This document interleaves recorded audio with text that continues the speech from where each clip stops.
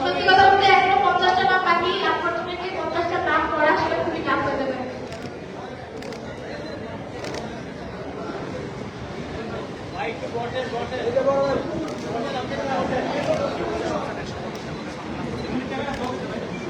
সবাইকে দ্রুত ছবি দিয়ে আমরা যার যার জায়গায় যাওয়ার জন্য অনুরোধ করবো।